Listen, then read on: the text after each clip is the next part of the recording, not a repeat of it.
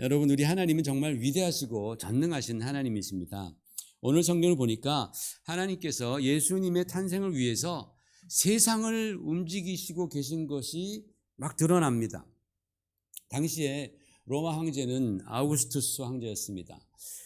이 아우구스투스 황제는 자기의 이 로마 제국이 더욱더 탄탄해지기 위해서 재정 문제에 신경을 굉장히 많이 썼답니다. 재정이 있어야지 탄탄해지니까. 그러면 여러분, 재정을 키우려면 뭘 잘해야 됩니까?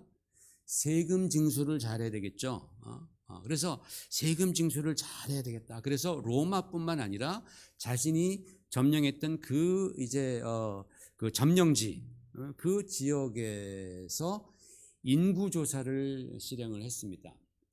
왜냐하면 그 당시에는 세금을 인두세라고 사람 머리당 세금을 먹이는 거예요. 그게 굉장히 편하고 분명합니다. 뭐 저는 돈 없어요. 뭐 저는 월급이 별로 없어요. 그래도 너 존재하는 것만으로 세금을 내. 그게 인두세입니다. 그래서 그 인두세를 내게 했습니다. 그거를 누가는 오늘 1절에서 아우구스토가 영을 내려 천하로 다 호족하라라고 그렇게 기록하고 있습니다. 그런데 그때 마침 구레뇨라는 장군이 로마의 속국인 시리아의 총독이 되었습니다. 우리는 구레뇨라 그랬지만 영어로는 퀴리니우스. 좀 있어 보이죠. 구레뇨 하면 조금 그런데 퀴리니우스 하면은 굉장히 있어 보이는 아주 높은 사람 같아요. 구레뇨 하면 조금 구립니다. 근데 이분이 이 시리아의 총독이 되었는데 이때 유대사에서 획을 그을 만한 사건이 발생합니다. 그게 뭐냐면 유대 지역이 시리아와 병합되는 것이었습니다. 하나가 되는 겁니다. 그래서 그 지역의 총독이 된 이 퀴리니우스는 로마의 황제의 뜻을 받들어서 자기가 통치할 그 유대와 시리아의 전체 인구 조사를 하게 함으로써 자기가 통치하는 곳에서의 세금 징수를 확실하게 하려고 했던 겁니다. 그런데 옛날에 고대의 세금을 걷는 데 있어서는 애굽 같은 경우, 이집트 같은 경우에는 남자들만 인두세를 받았다라는 그런 기록이 있습니다. 그런데 유대 지역은 여성들도 남성들과 똑같이 무자비하게 그렇게 세금을 내야 했습니다. 그래서 요셉은 할 수 없이 자신과 정혼한 마리아를 데리고 본적지였던 베들레헴으로 가게 된 것입니다. 그래서 임신해서 몸이 무거운 마리아는 정말 임신해서 몸이 무거우면 집에서 쉬어도 힘든데 할 수 없이 그 갈릴리에서부터 나사렛에서부터 베들레헴까지 그 멀고 힘든 여행을 해야 했었습니다. 아주 억지로 그 여행을 하게 된 거겠죠. 그죠? 자기는 하기 싫은데 그냥 억지로 상황이 그렇게 되니까 그렇게 여행을 한 겁니다. 그리고 때가 되었을 때에 예수님께서는 성경이 예언한 대로 베들레헴에서 딱 태어나게 되는 겁니다. 우리 미가서 5장 2절에 보면 이렇게 되어 있습니다. 같이 보십시다. 시작. 베들레헴 에브라다야, 너는 유다 족속 중에 작을지라도 이스라엘을 다스릴 자가 내게서 내게로 나올 것이라. 그의 근본은 상고의 영원에 있느니라. 아멘. 그러니까 여러분 보십시오. 하나님께서 이제 메시아를, 아들을 이 땅에 보내시는데 베들레헴에서 태어나셔야 한다. 베들레헴에서 태어나게 하겠다라는 그 예언을 이루기 위해서 로마 제국의 그 아우구스투스 황제가 온 천하에 호적을 하라고 또 명하고, 이 구레뇨라는 새로운 총독은 시리아와 유다를 또 합병하게 되어서 유대 땅에 처음으로 인구조사를 실시했고, 또 그때 하필이면 마리아가 요셉과 정혼해서 베들레헴으로 갈 수밖에 없었던 그런 상황이 이루어진 겁니다. 그러니까 오늘 이 말씀을 가만히 보면은 우리 하나님께서 시대와 왕과 나라와 총독과 법률 이런 것들을 다 하나님께서 움직이고 계시다라는 것이 성경에서 완전히 드러나는 겁니다. 이 세상을 주관하시는 하나님의 거대한 손길을 우리는 오늘 말씀을 통해서 깨닫게 되는 겁니다. 그런데 문제가 하나 보입니다. 문제가. 여러분도 보시겠지만 하나님은 다 참 좋으신데 하나님 좀 디테일에 약하신 것 같아. 그렇게 마리아가 베들레헴까지 왔는데 방이 없어. 방이 없어. 딴 것들은 아무리 막 스케일이 커도 하나님께서 척척 다 역사하셨는데 방을 준비하는 건 다 하나님 잊어버리신 거예요. 디테일에 하나님 참 약하신 분이구나. 만약에 하나님께서, 이건 참 죄송한 말씀이지만, 하나님께서 만약에 아내가 계셨다면 뭐라 그랬을 거예요? 아니, 당신 우리 귀한 아들 세상에 보내는데 방도 예약 하나 안 했어요? 당신이 하나님 맞아? 라고 아마 무척 핀잔을 줬을 겁니다. 왜 또 구박하냐고 하나님께서. 그런 얘기 많이 우리 보잖아요. 우리 삶 가운데서 많이 일어나지 않습니까? 여러분, 근데 과연 정말 하나님께서 디테일에 약한 분이냐라는 거예요. 하나님 디테일에 약해요? 우리가 밖에 나가서 꽃 한 송이 보십시오. 얼마나 정말 디테일이 장난이 아닙니다. 그냥 떨어져서 굴러가 버리는 낙엽 하나를 보더라도 디테일이 장난이 아닙니다. 우리 자신을 보세요. 인간들이 얼마나 하나님께서 섬세하게 만드셨냔 말입니까? 그런 하나님이신데, 디테일 최강 하나님이신데 로마의 황제도 막 움직이시고 법률도 막 새롭게 제정하시는 분인데 그깟 방 하나 예배해 놓는 것, 그 일도 아니시겠죠. 그죠? 그렇잖아요. 그죠? 그런데 왜 방이 없었을까? 왜 방이 없었을까? 왜 하나님의 아들이신 예수님, 그 영광스러운 거룩하신 하나님의 아들 예수님은 방이 없어서 그 냄새나는 마국간에서 태어나셨고 구유에 눕혀지셨을까? 이 질문을 지금 성경은 던지는 거예요. 그걸 던진 채 그 다음 장면으로 넘어갑니다. 그 다음 장면은 뭐예요? 생각해 보세요. 목자들이 밤중에 양떼를 지키고 있었습니다. 그런데 갑자기 주의 사자가 나타나서 주의 영광이 그들을 쫙 비치는 거예요. 목자들이 무서워 죽는 거예요. 목자들이 너무나 무서운 거예요. 이렇게. 주의 영광이 쫙 비치니까 막 너무너무 두려워합니다. 크게 무서워했습니다. 성경은요, 천사가 나타나가지고 막 그들을 막 위협했다라는 말씀이 없어요. 너 죽을래? 너 지금 빨리 안 가면 너 죽어? 막 이런 게 아니고 그냥 주의 영광이 탁 비치니까 막 너무나 두려워하는 거예요. 여러분, 질문 하나 할게요. 여러분, 영광이 좋은 거예요? 나쁜 거예요? 영광 좋은 거 아니에요? 영광 너무 좋은 겁니다. 여러분, 할리우드 시상식 같은 데서 배우들이 뭐 나무주연상, 여우주연상 막 받잖아요. 그러면 막 그냥 수많은 조명들이 번쩍번쩍 걸리고 사람들 막 일어나서 박수치고 음악이 막 촥 나오고 막 그럽니다. 굉장히 영광스럽잖아요. 그죠? 근데 그거 여러분 TV 같은 데서 보시면서 무섭다. 영광이 무섭다. 막 굉장히 무섭습니까? 그런 느낌을 받으신다면 빨리 병원에 가셔야 됩니다. 영광이 무섭다. 좀 있으면 슈퍼볼 하잖아요. 슈퍼볼 결승전. 슈퍼볼이 결승전이죠. 그죠? 슈퍼볼 하는데 거기서 이기면 그러면 막 하늘에서 막 금종이들이 막 내려오고 막 그냥 트로피를 받으면서 We are the champions 막 하면서 막 그 찬양이 아니라 그런 노래가 막 나오잖아요. 막 영광스럽잖아요. 그거 볼 때 막 무섭습니까? 관중들이 막 무서워합니까? 선수들이 막 너무너무 무서워 영광이. 안 그래요. 영광은 무섭지 않아요. 그런데 성경을 보면 하나님의 영광 앞에서 막 두려워하는 일들이 막 가끔씩 나온다라는 거예요. 사사기에 보니까 삼손의 부모들이 아이가 없었습니다. 그런데 여호와의 사자를 만납니다. 똑같이 여호와의 사자.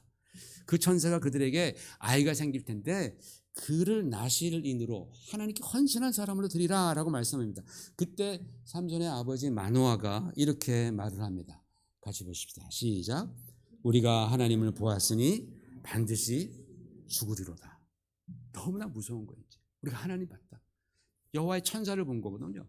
하나님 봤으니 우리가 이제 반드시 죽겠다. 하나님의 그 좋은 메시지를 들고 온 여호와의 사자를 만나고는 난 이제 죽었다 라고 그렇게 말을 하는 겁니다. 이사야 아시잖아요. 이사야는 높은 관직에 있었던 정말 거룩한 선지자입니다.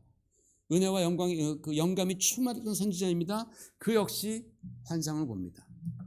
천사들이 막 날아다니면서 거룩하다 거룩하다 거룩하다 만군의 여호와여 그 영광이 온 땅에 충만하도다 라고 막 그렇게 외치는 그런 환상을 봅니다. 그러자 그가 말하기를 이렇게 말을 합니다. 시작. 그때 내가 말하되 화로다 나여 망하게 되었도다. 나는 입술이 부정한 사람이요 입술이 부정한 백성 중에 거주하면서 만군의 여호와의 신 왕을 배웠음이로다 하였더라 그랬습니다. 여러분, 그 하나님의 영광의 그것을 환상으로만 보았는데도 이 이사야는 이제 나는 죽었다. 나는 망했다. 나같이 부정한 자가 그 하나님의 거룩함과 영광을 보았으니 나는 망했다. 라고 고백하는 거예요. 다니엘 같은 성경에 몇 안 되는 의인이라고 그렇게 높여 불렀던 다니엘도 주의 사자를 볼 때 그가 두려워서 꼬꾸라집니다. 죽은 자처럼 되었다. 시체처럼 되었다라고 그렇게 말을 합니다. 여러분, 하나님의 영광은 이렇게 인간에게 위험해요. 매우 매우 위험합니다. 왜요? 인간이 다 죄인이기 때문에 그래요. 인간이 다 죄인이기 때문에. 그래서 성탄의 밤에 여호와의 사자가 주의 영광으로 목자들을 비추는 거예요. 그냥 주의 영광으로 그냥 비치는 거예요. 뭐 특별한 의미가 없습니다. 이렇게 쫙 비치니까 이 목자들이 자신의 그런 모든 죄악들, 주님의 그 영광 앞에서 그런 자신의 죄악과 부족함들이 막 쉴 새 없이 끊임없이 계속해서 막 드러나는 거예요. 마치 우리가 엑스레이를 찍거나 MRI를 찍으면 그러면 우리 속에 있는 그러한 그 나쁜 것들, 그런 것들이 막 다 드러나잖아요. 그죠? 나는 굉장히 날씬한 줄 알았더니 찍어보니까 막 내장 지방이 막 이렇게 많더라고요. 얼마나 저 실망했는지 몰라요. 딴 데가 아파서 찍었는데 그거보다 이게 더 막 보기 싫은 거예요. 그런 게 막 다 드러나요. 겉으로 볼 때는 멀쩡해 보이고 그렇죠. 그런데 다 드러나는 거예요. 이렇게 마치 그런 것처럼 목자들이 그 하나님의 영광 앞에 자기가 노출되니까 너무나 두려운 거예요. 크게 무서워했다 그런 거예요. 나 이제 다 죽었다 나는. 여러분, 인간이 아무리 착하고 또 아무리 선해 보여도요, 하나님의 영광으로 비춰보면은 그 안에 더럽고 추한 그런 그 죄악들이 드글드글 거리는 거예요. 그렇지 않겠어요, 여러분? 우리끼리는 서로 볼 때는 집사님 참 좋으십니다. 목사님 참 거룩하십니다. 아닙니다. 주님의 영광 앞에 우리 쓰는 그 순간 MRI보다 더 선명하게 보일 거예요. 아마 우리의 그런 온갖 더럽고 추한 것들. 그러니까 두려운 거예요. 두려운 거. 주님께서 이 땅에 오실 때에 냄새나고 더러운 마국간으로 오신 것은 하나님 아버지께서 호텔 좋은 방을 미리 예약을 못 하셔서가 아니라 바로 이 인간 세상은 우리들은 예수님을 감당하기에는 죄로 말미암아 너무도 초라하고 누추한 곳이다 라는 것이 바로 그것을 통해서 보여주시는 겁니다. 그걸 보여주시기 위해서 예수님이 마국간에 태어나십니다. 아무리 이 세상이 멋지고 화려해 보이고 아무리 세상에 영광이 많은 것 같아도 하나님의 영광으로 충만하신 예수님에게는 그저 다 더럽고 추한 죄로 가득한 곳에 불과하다는 것을 보여주시기 위해서 예수님은 이 땅에 초라한 곳에 임하십니다. 그런데 그렇게 무서워서 덜덜 떨고 있는 목자들에게 천사가 말을 합니다. 10절에 말을 하죠. 시작. 주의 천사가 곁에 서고 주의 영광이 그들을 두루 비추매 크게 무서워하는지라. 천사가 이르되 무서워하지 말라. 보라, 내가 온 백성에게 미칠 기쁨의 좋은 소식을 너에게 전하노라. 아멘. 하나님의 영광 앞에서 목자들은 이제 난 죽었구나 라고 떨고 있었을 때에 천사는 큰 기쁨의 좋은 소식이라고 하면서 너희를 위하여 구주가 나셨다. A Savior has been born for you 라고 그렇게 그 메시지를 전해주고 있습니다. 나는 죽었구나. 나는 이렇게 정말 큰 죄인이구나 라고 스스로 깨닫고 하나님 영광 앞에서 두려워하고 무서워하던 그 사람들에게 천사는 두려워하지 마라. 내가 너에게 큰 기쁨의 좋은 소식을 전해줄 텐데 그 소식이 뭐예요? 너희를 위해서 Savior, 너희를 위해서 구주가 나셨도다 라고 전해준 겁니다. 여러분, 세상에 이것보다 더 기쁜 소식이 또 어디 있겠습니까? 지금 나는 정말 죽었다, 내 죄가 다 드러나는데 그래서 나는 하나님 앞에 더 이상 살 길이 없구나, 나는 이제 더 이상 구제받을 방법이 없구나 라고 절망하고 있는데, 아니야, 너 살았어, 너 살 길이 있어, 구주가 너를 위해서 나타나셨어, 태어나셨어 라고 천사가 말해주는 거예요. 이게 큰 기쁨의 좋은 소식입니다. 여러분, 우리 예수님께서는 이 땅에 구세주로 오셨습니다. Savior, 구주로 오셨습니다. 죄 때문에 무서워 덜덜 떨던 사람들을 구원하시기 위해서 오신 것입니다. 그런데 여러분, 그뿐만이 아닙니다. 우리 예수님은 꼭 영적인 문제, 죄 문제뿐만 아니라 죄 문제만 해결해 주시기 위해서 오신 분이 아니라 우리 주는 우리 인생의 모든 문제들 때문에 힘들어하고 걱정하고 근심하고 또 절망하는 사람들을 세이브해 주시기 위해서, 구원해 주시기 위해서 우리 주님이 이 땅에 또 오셨습니다. 그러니까 여러분, 우리들의 문제가 어떤 문제이든 상관이 없는 거예요. 꼭 죄의 문제만을 해결해 주러 오신 분이 아니다라는 거예요. 우리 문제가 무엇이 됐든 상관하지 않고 예수님께서는 우리를 그 문제에서 구원해 주시는 구원자이신 줄 믿으시기를 바랍니다. 왜냐하면 우리 주님은 우리의 영혼만 구원해 주시는 세이비어가 아니라 우리 인생 전체를 구원해 주시는 좋으신 구원자이시기 때문에 그렇습니다. 그래서 오늘 저와 여러분의 인생에도 정말 이 인생의 구원자이신 주 예수께서 충만히 임하시기를 주의 이름으로 축원을 드립니다. 우리가 어떤 문제를 가지고도 우리는 주님 앞에 나아갈 수 있잖아요. 그죠? 이 문제는 안 돼, 저 문제는 돼. 주님께서 그렇게 가르쳤습니까? 그렇지 않아요. 수고하고 무거운 짐진 자들은 다 내게로 오라. 그 짐이 무엇이든 간에 우리는 가져가는 겁니다. 그것이 우리의 병이든, 그것이 우리의 또 건강의 문제든, 그것이 우리의 학업의 문제든, 무슨 가정의 문제든, 우리는 그 어떤 문제든지 우리는 그것을 가지고 주님 앞에 가는 거예요. 왜? 주님께서 나의 Savior, 주님께서 나의 구세주이시기 때문에 그렇습니다. 천사는 계속해서 말합니다. 너희를 위하여 구주가 나셨으니 곧 그리스도 주시니라. 여기서 그리스도는 헬라어로 기름 부음을 받은 자잖아요. 그리스도는 히브리어로는 메시아입니다. 히브리어로는 메시아, 헬라어로는 그리스도, 똑같은 말입니다. 그리고 나서 천사가 말합니다. 그리고 주시니라, the Lord, 너희의 주인, 마스터이시다라고 말합니다. 여러분, 많은 사람들이 나를 구원해 준다면 그게 누구라도 환영합니다. 내 문제 해결해 주겠다는데 그거 마다할 사람이 어디 있습니까? 그렇잖아요. 내 문제 해결해 주겠다는데. 그래서 많은 사람들이 자기의 문제를 해결해 준다면 예수님도 환영하고 부처님도 환영하고 뭐 우상도 환영하고 다 환영합니다. 특별히 돈 환영합니다. 돈이 나의 구원자라고 생각하는 사람 굉장히 많죠. 무슨 말씀입니까? 즉 나의 문제만 해결해 주고 거기서 날 세이브해 준다면, 구원해 준다면 Thank you so much. 내가 당신을 따르겠습니다. 내가 당신을 섬기겠습니다. 거기에 큰 함정이 있는 거죠. 그죠? 예수님은 구원자로만 오신 게 아니에요. 예수님은 메시아로 오셨고 우리의 주인으로 오셨다라는 겁니다. 성경은 거기에 대해서 분명히 말씀하고 있습니다. 하나님께서 성경을 통해서 오래전부터 이 땅에 메시아를 보내주리라고 하나님은 약속하셨습니다. 메시아는 어떤 분입니까?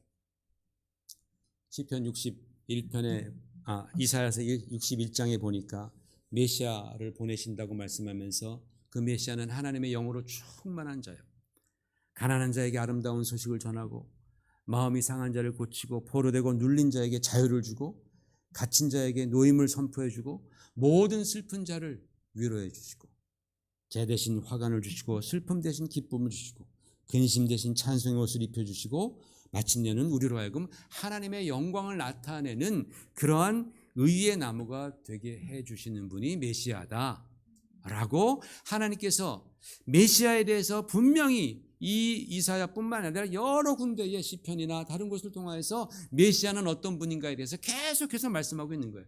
너희를 구원한다고 해서 그 구원자만 따라가지 말라.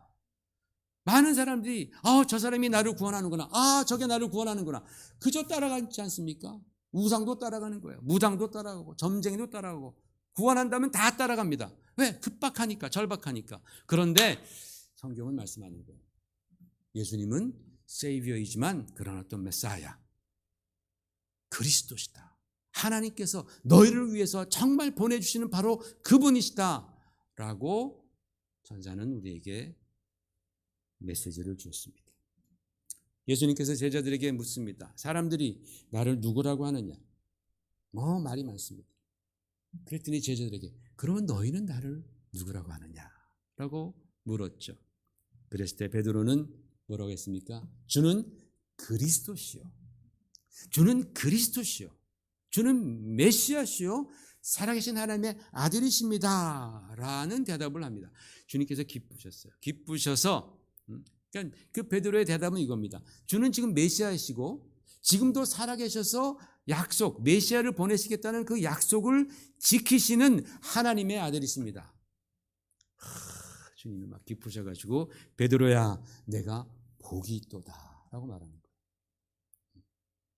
여러분, 하나님의 축복은 예수님을 나의 구원자로만 믿는 것이 아니라 바로 그 예수님께서, 그 하나님께서 오래전부터 우리에게 약속하신 메시아 그리스도로 믿는 거예요. 거기에 하나님의 축복이 있는 거예요. 거기까지 우리는 가야 됩니다. 그럴 때에 그분이 나의 구세주 주시고 그분이 나의 메시아, 하나님이 보낸 메시아라는 사실을 내가 믿을 때에, 그럴 때 우리는 그 예수님 앞에서 My Lord, My Master, 나의 주인, 당신은 나의 주인이십니다 라고 진정으로 엎드려 경배할 수 있고 섬길 수 있게 됩니다. 이게 하나님께서 우리 죄인들에게 베푸신 가장 큰 축복인 줄 믿습니다. 그 축복이 바로 이 성탄 때 예수님이 이 땅에 오심으로 말미암아 리얼라이즈 되는 거예요. 실현이 된 겁니다. 그러나 여러분, 우리가 사는 이 세상은 예수님이 구원자이신지 하나님이 보내신 그리스도인지 전혀 모르고 아무런 관심도 없습니다. 그러므로 자기 인생의 주인인지 그들은 알지 못합니다. 그래서 그저 자기가 다 주인인 줄 알아요. 그러다 다 망합니다. 다 망해갑니다. 그러나 우리를 사랑하시는 하나님은 이 세상의 죄 때문에 망하고 죽어가는 우리들을 구원하시려고 메시아를 보내주셨고, 진정한 주인, 저 여러분의 진정한 주인을 보내주셨습니다. 그분이 누구예요? 예수 그리스도이십니다. 천사가 바로 덜덜 떨고 있는 목자들에게 이것을 가르쳐주면서 기뻐하라라는 거예요. 기뻐하라. 너에게 메시아가 태어났다. 너에게 구세주가 태어났다. 너희의 주인이 오셨다. 기뻐하라. 너희 이제 살았다. 너희는 너희 죄 가운데서 죽지 않을 거야. 너희는 너희 문제 때문에 너희는 절망하지 않아도 된다. 주님이 오셨다. 그래서 너희들의 인생을 새 주인으로 오신 예수님께 맡겨라. 그러면 그가 인도해 주시리라 라고 말씀하는 겁니다. 사랑하는 성도 여러분, 우리가 2024년도 이 성탄절을 맞이하면서 우리에게도 이 성탄의 큰 기쁨의 좋은 소식이 우리 심령 가운데 들려오기를 주의 이름으로 축원을 드립니다. 나같이 정말 더럽고 추한 인생 속에 와주신 그 구원자 예수 그리스도를 우리가 기쁨으로 맞이하십시다. 정말 나는 살았구나, 이제 너무 좋다, 너무 감사하다. 그리고 그 예수님을 나의 주인으로 모시고 섬기십시다. 그래서 하나님의 영광이 우리에게 어떤 두려움이나 부담이 되어서 그 영광만 보면, 하나님만 생각하면 자꾸 도망가고 어디 가서 숨는 그런 사람이 되는 것이 아니라 영광의 주님께 우리가 더욱더 다가가는 그러한 축복된 인생 되시기를 주님의 이름으로 축원을 드립니다.